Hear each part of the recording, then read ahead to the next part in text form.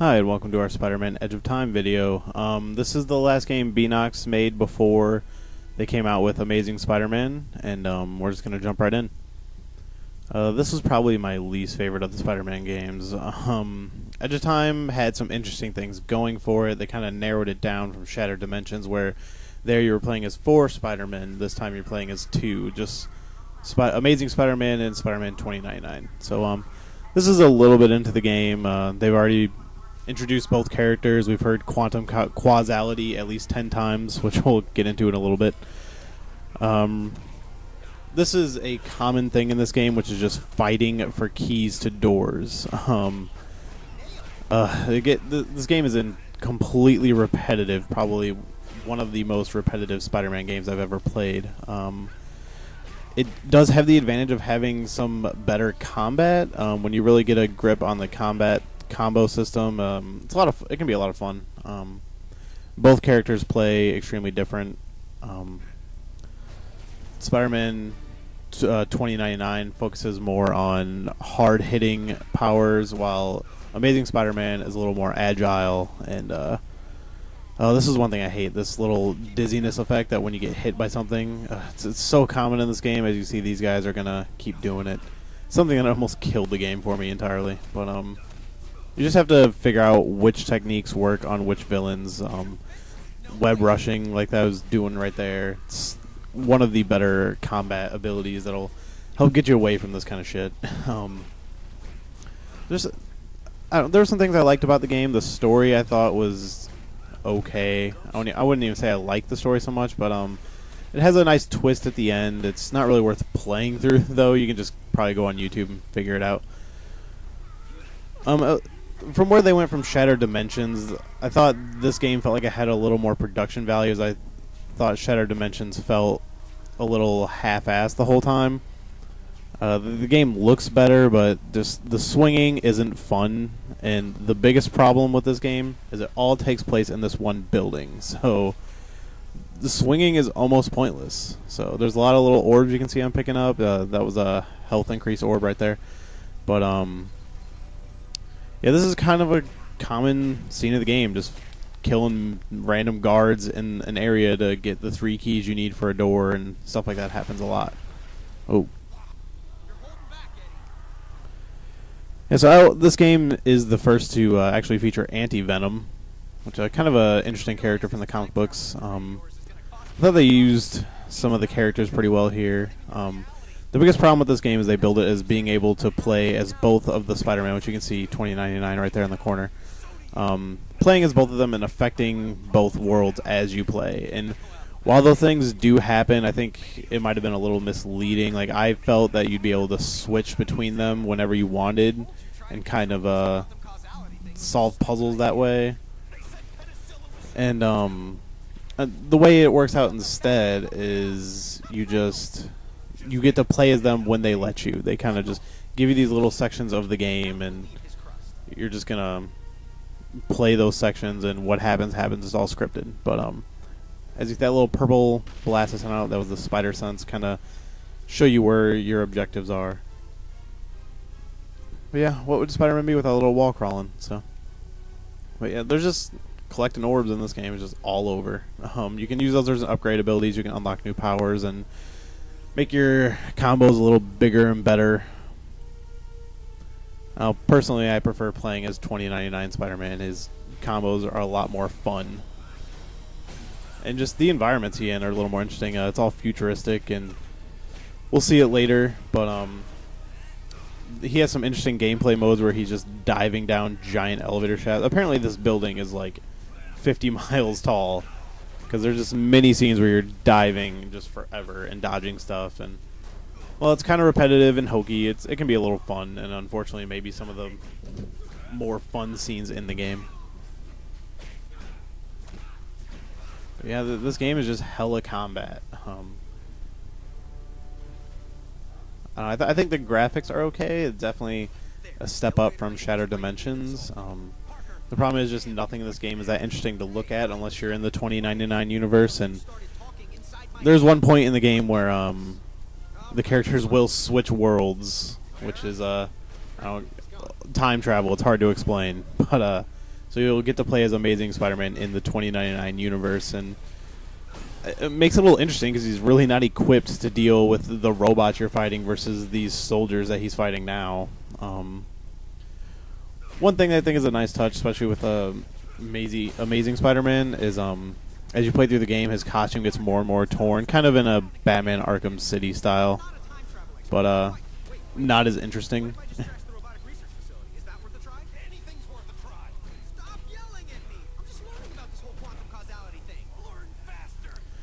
Yeah, this is a section the first time I did it, I had to replay quite a few times. So that little after image Spider-Man there, that was one of his special. Each character has like a special ability, and it's more for dealing with speed, and there's some puzzles tied to it. God, these little quick timey events, you're constantly getting interrupted by guys. I should have taken them out first. But yeah, so Amazing Spider-Man's special ability, he it's activated with the left trigger. This is the Xbox version. Activated with the left trigger, and with Amazing Spider-Man, it's supposed to be he's moving quickly, so things will kind of dodge through him, while the other Spider-Man just leaves a little bit of an after image, so usually trail missiles into items because they think you're still there, and that's kind of the only purpose. Or in combat, you can confuse people. But this is like the first big moment of both of the worlds affecting each other. In 2099, that Spider-Man is fighting a big robot, and here you're trying to destroy the big robot that he's fighting. And as you can see, by ripping parts off of it and everything, that it's going to affect... Oh, man, these guys... Wait, yeah, so this time thing, that's another quantum causality... Man, I can't even say it. Quantum causality, like time warp, it's basically for slowing down time around you in combat if you're surrounded by a bunch of guys, and just kind of gives you the advantage. Man, I'm running out of time here.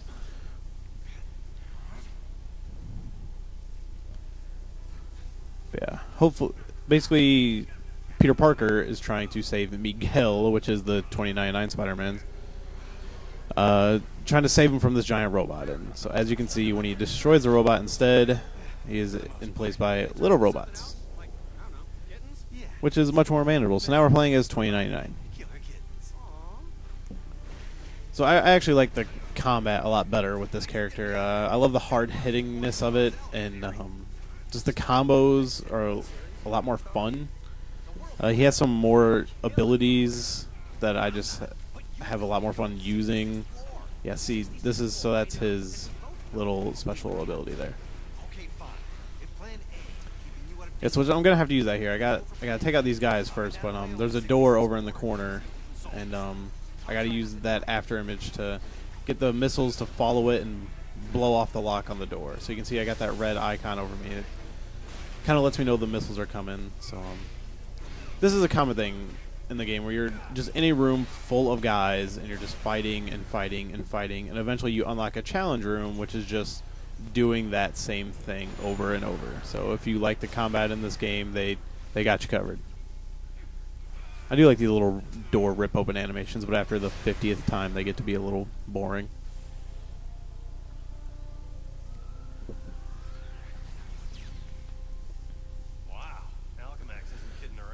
Yeah, so, I mean, the web shooting, it's mostly just to help zip around the environments.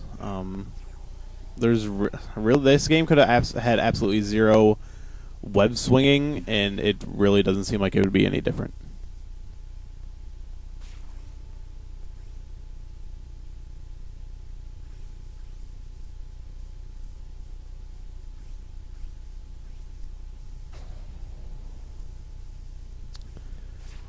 Yeah, so, I mean, this game just feels like it just goes through the paces. It's probably the most average Spider-Man game I've ever seen.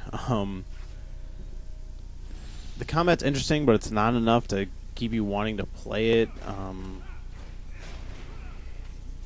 It's just, I don't know, like, it's such a small scale for what Spider-Man should have been. They went from the last great Spider-Man game, which was Web of Shadows, which we already took a look at, into Shattered Dimensions, which, yeah, that was a step back, but they had some interesting things with the 2099 Spider-Man or the Noir and Ultimate. Like, you got to see a lot of different things in that game, but it wasn't fun to play. And this one, while it they improved some things. It feels like they went even smaller. Like they thought they could make a better game by just giving it a small scale and just working with that. But I think it actually really hurt the franchise because Spider-Man only thrives in big open areas. Something they got back to with Amazing Spider-Man, and hats off to them for it. But I mean, it seems like in this game their idea was to just throw as many people at you as they could and just have you deal with it.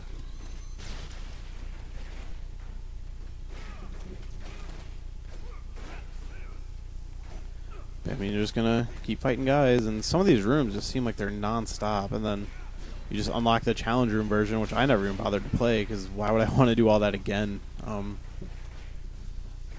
Some things about the game can actually get kind of annoying. The characters are constantly talking back and forth to each other. It gets tiring. You hear them say a lot of made-up time travel terms over and over. Quantum causality is probably the running joke of the game, and I mean, there's a lot of weird things with these characters and the voice work. I think the voice work is actually really good. Both characters play their roles respectively. Oh, yeah, just knocked me right into the fire. So yeah, here's a problem with the web swinging right here. It feels like it's actually kind of hard to control your altitude and things like that, so you end up in situations like that quite a bit. But yeah, the voice work's fine. The characters, I think, are well represented, as goofy as they are. Peter Parker, Amazing Spider-Man, is actually a little better. Miguel O'Hara, I believe. Just a lot of funny things about his character. Like, he says shocking in a way that sounds like he should be saying fuck or fucking. Like, this fucking guy, like this shocking guy. And it's actually kind of ridiculous they put something, like the character says something like that. I don't know if that's from the comic books. I never read the 2099 comics, but I mean, it seems likely that it is. But yeah, I don't know, just kind of silly.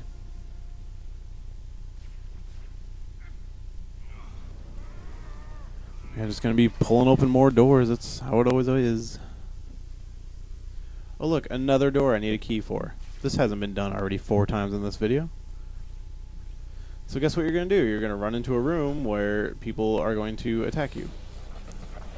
Yeah, so you can see one of the downsides of this game already is that things are happening in the 2099 universe that you have no idea why, but the characters just give you so much exposition as to why things are happening instead of allowing you to let them happen. Like, that wall changed. Why did it change? Because something Amazing Spider-Man did, but they're not going to let you play through it. They're just going to tell you that's what happened.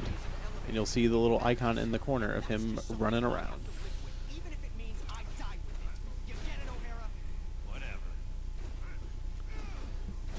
Yeah, it's taking me a little while to I feel like I'm just hitting the same buttons over and over again for the combo.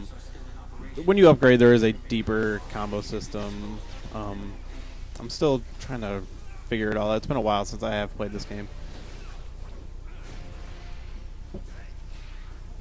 Yeah, that's your spider sense, kind of show you where the keys are for whoever has. You can see the green arrows on the screen. Yeah, there we go. Getting a start of something in there. I remember I played this on the 3DS as well, and I remember mastering 2099 Spider-Man's combos and just a lot of air juggling, which is a lot of fun. Yeah, something like that. Yeah. Unfortunately, that's the most entertainment you'll probably have in this game. The combat's not free flow, like it's not as free flow as it seems, but it has a little bit of that going for it. You do feel like you can be quick and it's snappy to move between opponents. But I don't know. They really could have worked on that a little more. Just the biggest thing is how this whole game takes place in this one building. Like, that is not really what you want to do with Spider-Man. Just the web swinging doesn't feel good. Feels a little sloppy. The enemies just get a little punishing later in the game. It just feels like they're trying to piss you off constantly.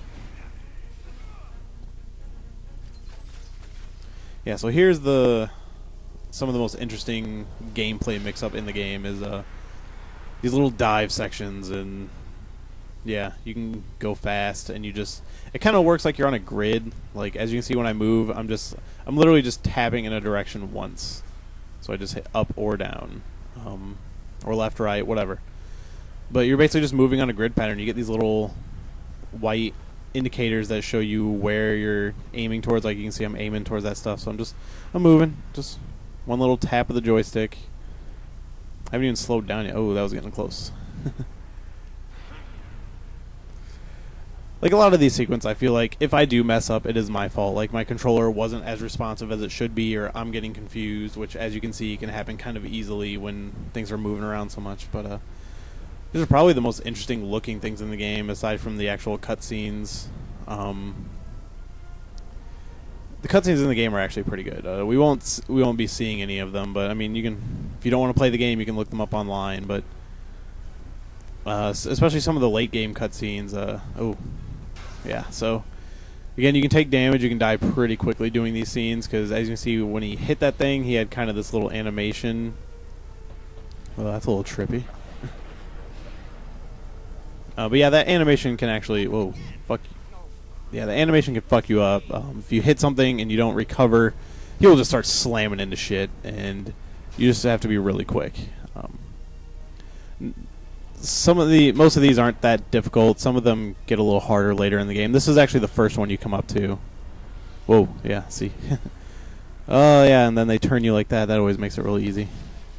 Because then you just think of it as a grid, and then they just swap angles on you.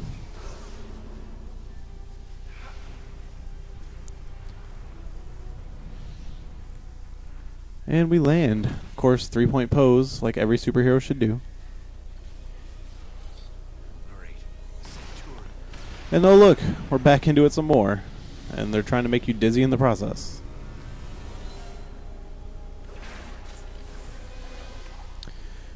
And now we're going to crawl along the wall a little bit. I think we're going to call it here. You've pretty much seen everything you need to see in this game. It can be a little frustrating. Boss battles get a little difficult. But they do pull out some interesting characters like Anti-Venom. And if you're a Spider-Man fan, feel free to check it out, but I can't really recommend it. There's better games like Amazing Spider-Man, which we will take a look at shortly. So thanks for watching these look-backs at the Spider-Man games, and keep a lookout for the new one.